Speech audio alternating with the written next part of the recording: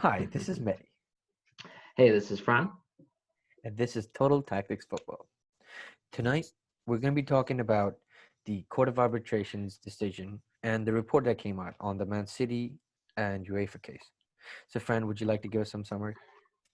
Yeah, so I think it's initially important to have a little bit of context. So, Man City and PSG in 2014, effectively in May of 2014, had a settlement related to FFP breaches, and this case is related to the email leaks supported by Der Spiegel, a German publication, regarding potential other breaches of FFP that relate outside of the settlement agreement. So it's important first to kind of understand that City has in the past breached FFP, but this kind of judgment relating to the email leaks is on completely separate issues, and it relates to equity funding through sponsors. The two sponsors named being the Etihad and Etisalat. Etisalat.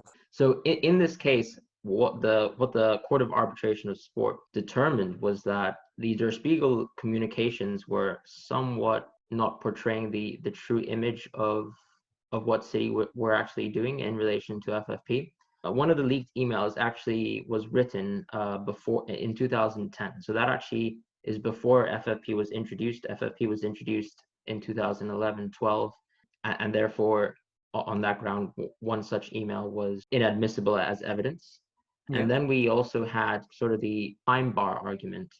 Effectively, Etisalat is a sponsor that had payments previous to 2014 May, Yeah. and the Court of Arbitration of Sport effectively determined that the time barring should only start after the 2014 of May, which is when the first kind of settlement for those other breaches that I mentioned was introduced.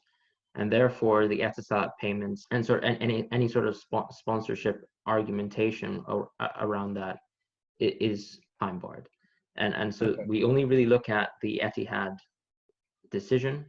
And there was witness testimony for City that basically effectively showed that these email communications were just discussions of potential breaches of FFP. It wasn't necessarily the fact that this was actually carried out.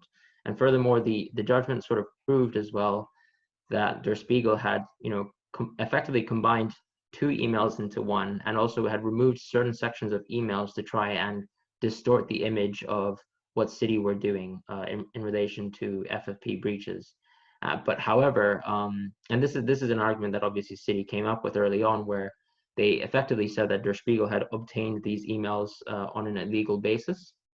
Okay. And while this is actually true, the Court of Arbitration for Sport actually agreed with the UEFA's argument that the public interest outweighed Man City's interest in this circumstance. So obviously, if City Yeah. were actually in breach, this would be much more important than the fact that City's rights were sort of impinged, right? So this Yeah. is something you'll see quite often with court cases where the public interest always outweighs the private one, a certain private individual's interest, Yeah. if it's important. And this was what happened in this circumstance. So what the Court of Arbitration of Sport ultimately determined in removing that sort of 2-year penalty ban from the Champions League, and also the initial 30 million fine, and reducing it to 10 million, was that City actually did not breach FFP, in terms of the sort of equity funding through sponsors, but rather breached FFP through not negotiating and not working in a reasonable manner to provide UEFA with enough evidence to suggest that and to prove that they were actually acting in accordance with FFP. So that's ultimately what the decision proved. It showed that City was not in breach in terms of this kind of like financial doping. That is what the 10 million fine is for, right? Exactly, yeah. Well, I mean, this is very interesting. I mean, and you've read the report and you feel that obviously City comes out on top after this, these decisions. And as the report came out today, there were several top Premier League clubs who basically pushed for the decision to be against Man City. How do you feel about that? What do you think? Look, I think David Ornstein actually had a great report on Man City's relationship with top European clubs and also domestically. I think City, unlike Paris, for example, doesn't have many friends outside of its own inner circle.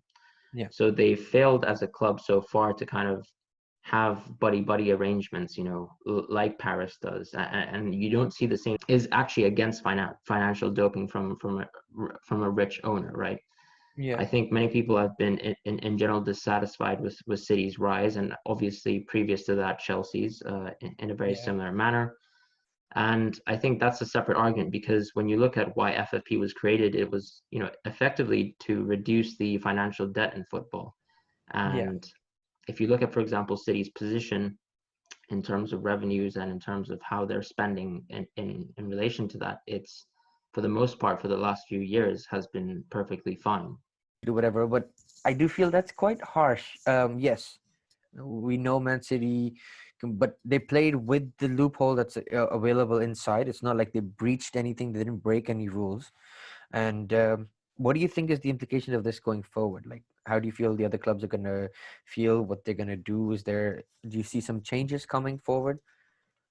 Yeah, I mean, so one of the key things that the Court of Arbitration of Sport actually determined their judgment on, in terms of City actually acting in a sound, reasonable, and legitimate manner in regards to Yeah. the equity funding, was that they basically, using the kind of accounting evidence that City provided, and the actual fact that City provided the full original email transcripts, they were satisfied in terms of understanding that City did not have sort of like an artificial financial doping through Sheikh Mansour.